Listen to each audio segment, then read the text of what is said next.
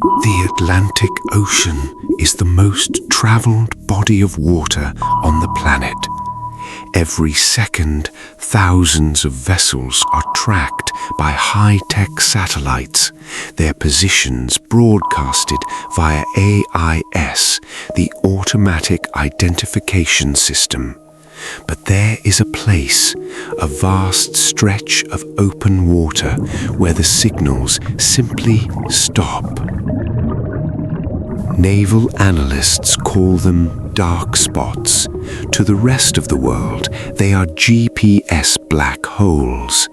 In the middle of the Atlantic, near a cluster of underwater peaks known as the San Pablo Seamounts, ships are performing a disappearing act that defies international law. A massive cargo ship enters the zone, and suddenly its icon on the global map freezes or vanishes entirely. For hours, sometimes days, these vessels become dark ships. They are invisible to the world's coast guards and intelligence agencies. But they aren't sinking. They are meeting. In the dead of night, far from any landmass, these ghost ships gather above the San Pablo Seamounts for reasons no government wants to talk about. Is it a shadow trade in illicit goods, or is something far more advanced happening beneath the surface? To find the answer, we have to look down thousands of feet into the abyss at the jagged mountains that serve as the perfect hideout for a 21st century ghost fleet. Rising from the abyssal plain of the North Atlantic, the San Pablo Seamounts are a chain of ancient volcanic peaks that never quite reached the surface. To a passing sailor, the ocean here looks empty, but beneath the hull, a jagged landscape of towering cliffs and deep canyons stretches for hundreds of miles.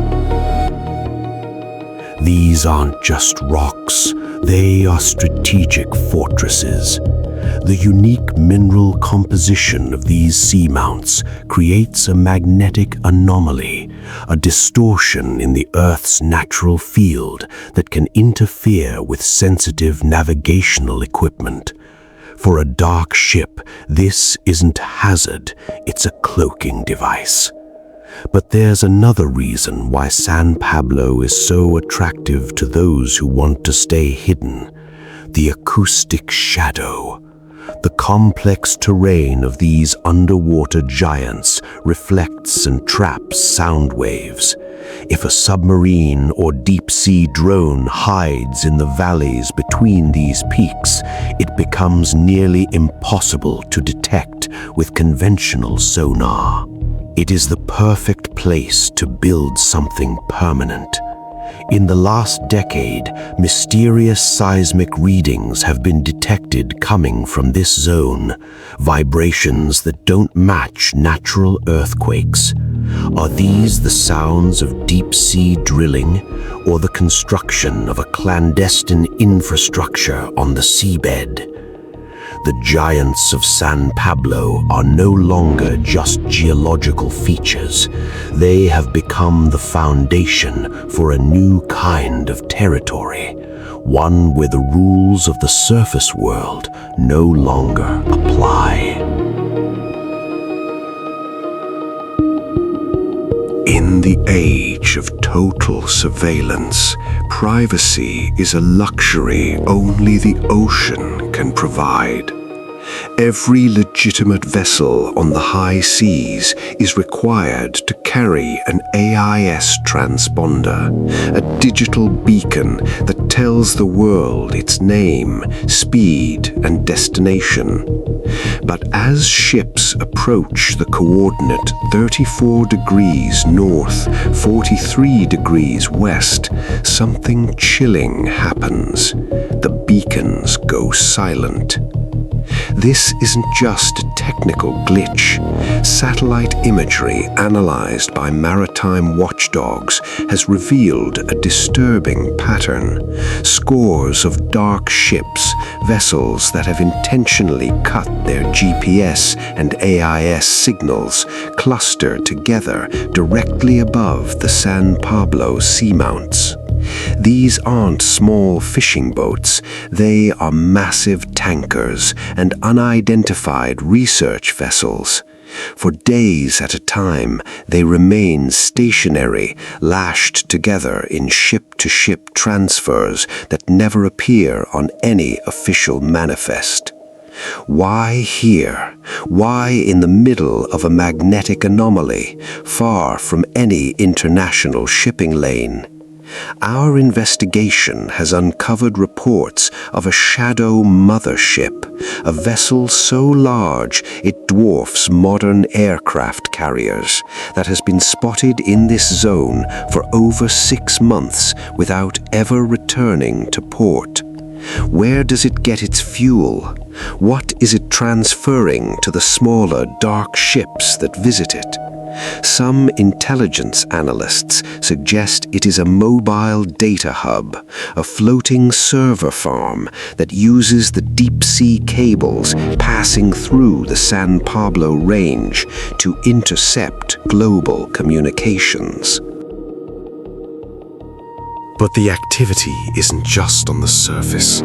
Drone footage from independent researchers has captured strange, luminous wakes trailing behind these ships, patterns that don't match the propellers of standard engines.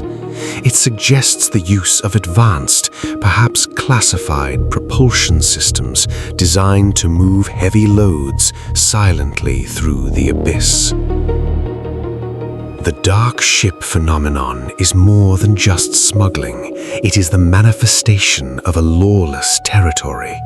In these waters, the traditional concept of a nation-state is replaced by corporations and shadow entities that operate with total impunity.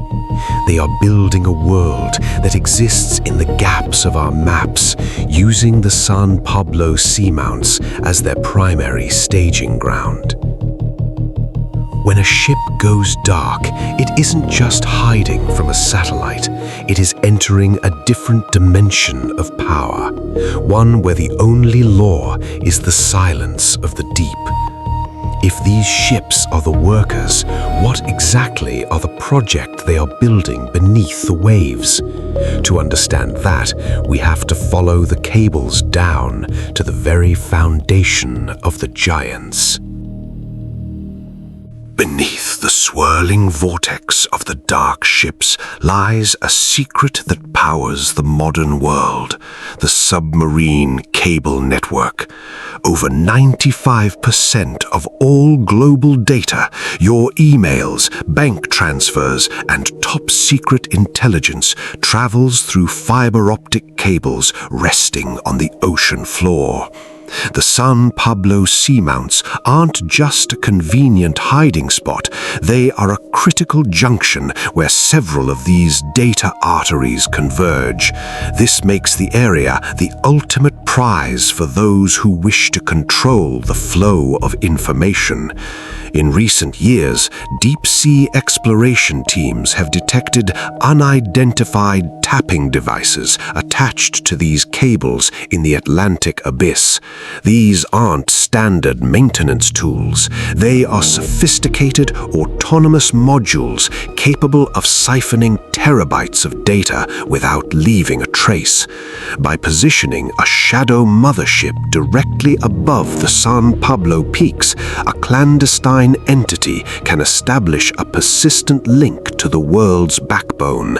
It is a digital kingdom built on the seabed, where the sovereign is whoever controls the server. But it's not just about stealing data. It's about the power to destroy it. If the San Pablo junction were to be physically severed, entire continents would go dark. The seismic vibrations we discussed in Chapter 2 aren't just drilling, they are the sounds of hardening. Intelligence reports suggest that massive concrete bunkers are being constructed around these cable hubs deep within the canyons of the seamounts. These seabed fortresses are designed to protect the hardware from both natural disasters and enemy sabotage. Who is behind this? It is no longer a simple matter of East versus West.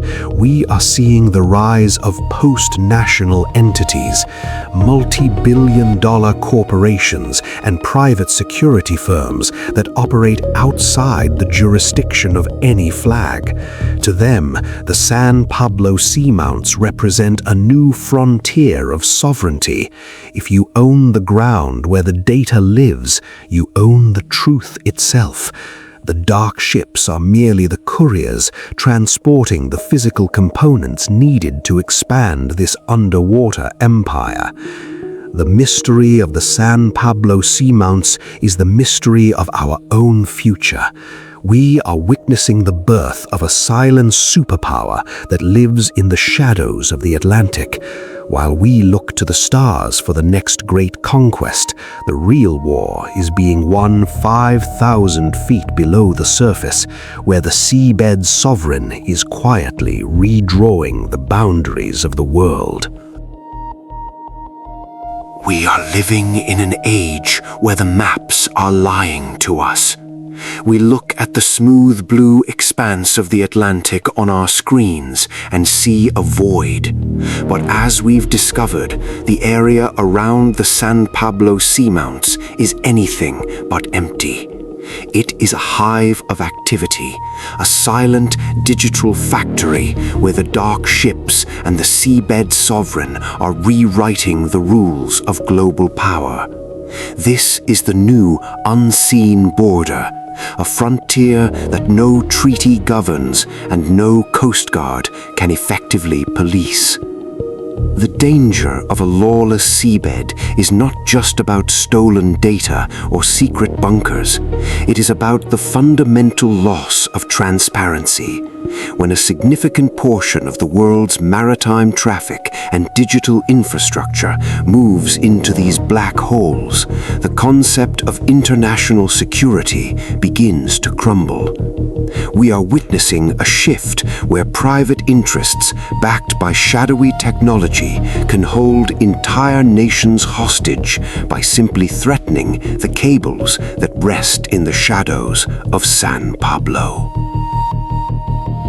What happens when the next global crisis isn't a missile launch, but a sudden, total blackout of the internet caused by a seismic event that wasn't an earthquake? The infrastructure being built today in the deep Atlantic is a loaded gun pointed at the heart of the modern world. The San Pablo seamounts provide the perfect holster for that weapon, a place where the jagged peaks and magnetic anomalies provide cover for a plan that has been decades in the making. As we conclude this investigation, one question remains. Who really owns the ocean? Is it the nations whose names are on the maps, or is it the entities that operate in the dark beneath the waves? The Atlantic is no longer just a barrier between worlds. It is a laboratory for a new kind of civilization, one that doesn't need sunlight, air, or permission to exist. The giants of San Pablo are watching, and in the silence of the abyss, they are waiting for the moment the world above finally realizes that the ground beneath them has already been taken. The invisible war is over. The dark ships have already won.